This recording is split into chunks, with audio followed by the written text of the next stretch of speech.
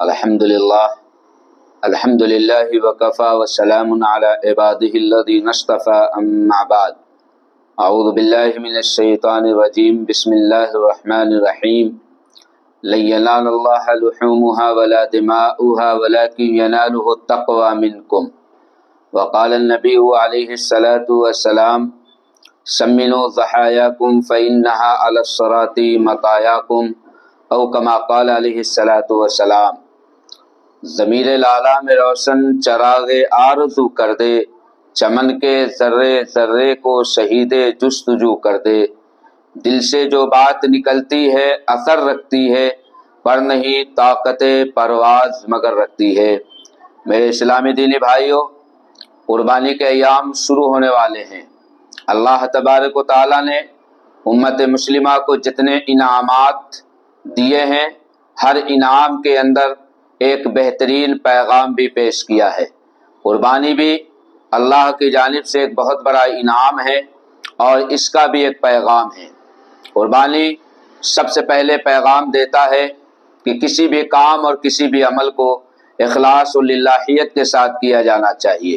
آقا علیہ الصلوۃ والسلام نے فرمایا تھا انما الاعمال بالنیات انما لامرئ ما نوی، ہر عمل کا دار و مدار نیت پہ ہے، یعنی دل کے اندر جتنا خلوص ہوگا، دل کے اندر جتنی للہیت ہوگی، اس میں اتنی ہی مقبولیت اور برکت آئے گی۔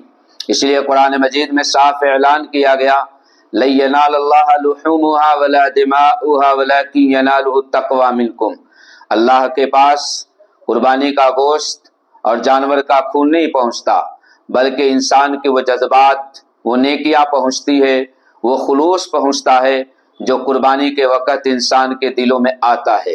اس لیے ہم جو کام کریں قربانی کے ایام میں، جانور کی خریداری ہو یا جانوروں کو اللہ کی راہ میں ذبح کرنا ہو، نام و نمود نہیں ہونا چاہیے۔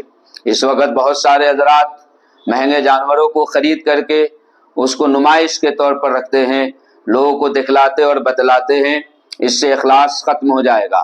آقا علیہ الصلوۃ والسلام نے ریا اور شہرت سے پناہ مانگی ہے۔ یقین جانیے دل کے بارے میں آقا علیہ الصلوۃ والسلام نے فرمایا تھا ساتھیو تمہارے جسم میں گوشت کا ایک لوتھڑا ہے، جب وہ صحیح رہتا ہے تو جسم کا نظام صحیح رہتا ہے، جب وہ بگڑ جاتا ہے تو جسم کا سارا نظام بگڑ جاتا ہے، اور یہ دل ہے۔ اس لیے آقا علیہ الصلوۃ والسلام نے صحابہ کرام کو فرمایا تھا رجعنا من الجہاد الاصغر الى الجہاد الاکبر، بڑے جہاد سے ہم چھوٹے جہاد کی جانب واپس آئے۔ صحابہ نے سوال کیا بڑا جہاد کون سا ہے؟ تو آپ نے فرمایا تھا اپنے نفس سے جہاد کرنا۔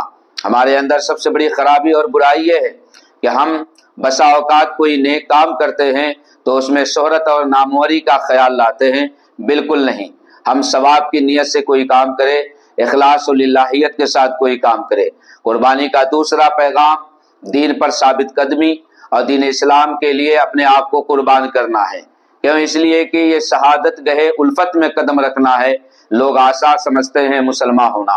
آقا علیہ الصلوۃ والسلام نے مکۃ المکرمہ میں 13 سال، مدینۃ المنورہ میں 10 سال، نبوت کے بعد جو محنتیں کی ہیں، جو کوششیں کی ہیں، وہ تمام امت مسلمہ کو معلوم ہونا چاہیے۔ آپ صلی اللہ علیہ وسلم کی انہی محنتوں، انہی کوششوں کا نتیجہ ہے کہ آج اسلام پوری دنیا میں زندہ جاوید ہے، اور دو اہم ترین کتاب امت مسلمہ کو تحفے میں ملی، ایک قرآن مجید اور ایک احادیث شریفہ کا ذخیرہ۔ حضور علیہ الصلوۃ والسلام کے ساتھ صحابہ کرام، تابعین، تبع تابعین، علماء، اسلاف، اکابرین، اولیاء کی جو خدمات کتابوں میں موجود ہے، وہ سب محنت اور جستجو سے عبارت ہے۔ اس لیے ہم اور آپ ہم وقت دین اسلام کے لیے محنت کریں، کوشش کریں کہ بے معجزہ دنیا میں ابھرتی نہیں قومیں جو ضرب کلیمی نہیں رکھتا وہ ہنر کیا ہے۔ قربانی کا ایک پیغام یہ ہے کہ معاشرے کو سمجھنے کی کوشش کریں۔ بچے جو بگڑ رہے ہیں ان کے احوال، ان کے حالات پہ آپ نظر ڈالیں، ان کی دینی تربیت کے بارے میں غور و فکر کریں۔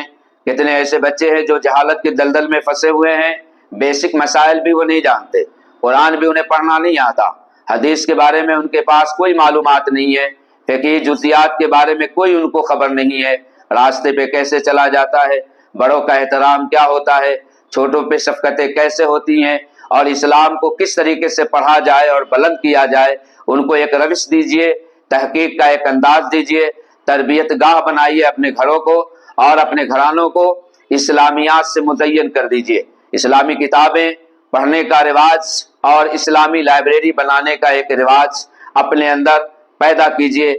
ہر مسلم گھر کے اندر بچوں کے لیے بچیوں کے لیے ایک چھوٹی سی لائبریری ہونی چاہیے۔ اس دین کو زندہ اور جاوید رکھنا ہے، آگے بڑھانا ہے تو ہمیں کچھ قربانیاں دینی پڑے گی۔ اور میں یہ دعا کرتا ہوں کہ احساس عنایت کر آثار مصیبت کا امروز کی شورش میں اندیشہ فردا دے، بے لوث محبت ہو، بے باک صداقت ہو، سینوں میں اجالا کر دل صورت مینا دے۔ السلام علیکم ورحمۃ اللہ وبرکاتہ۔